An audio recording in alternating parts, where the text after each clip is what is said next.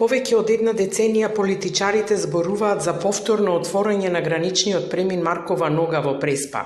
Најавите се интензивираа по потпишувањето на Преспанскиот договор, со безброј ветувања и рокови за активирање на овој премин кон соседна Грција. Конечно, градежните работи од македонска страна се доведени во напредна фаза, но на грчката страна преминот се уште е само зелена ливада.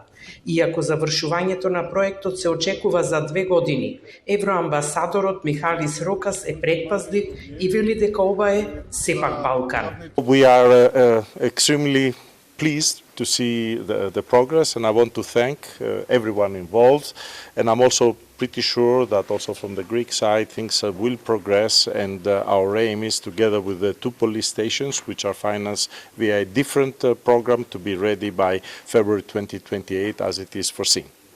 But that's the Balkans, we may have some delays. I learned that.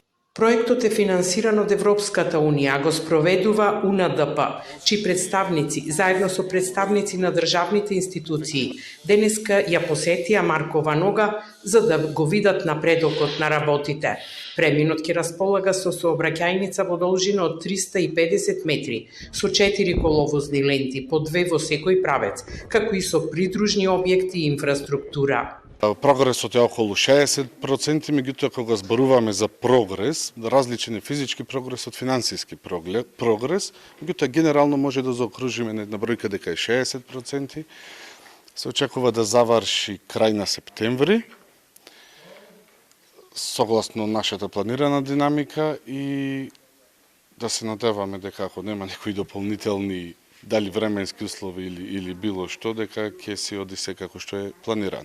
Граничниот премин Маркова нога е затворен веќе 60 години, а неговото повторно отворање се очекува да ги поттикне туристичката и трговската размена во регионот. Останува да се види дали овој проект ќе биде успешно реализиран или ќе ја доживее судбината на железничката пруга од Битола кон Грција, која е целосно изградена од македонска страна, но се уште не е ставена во функција.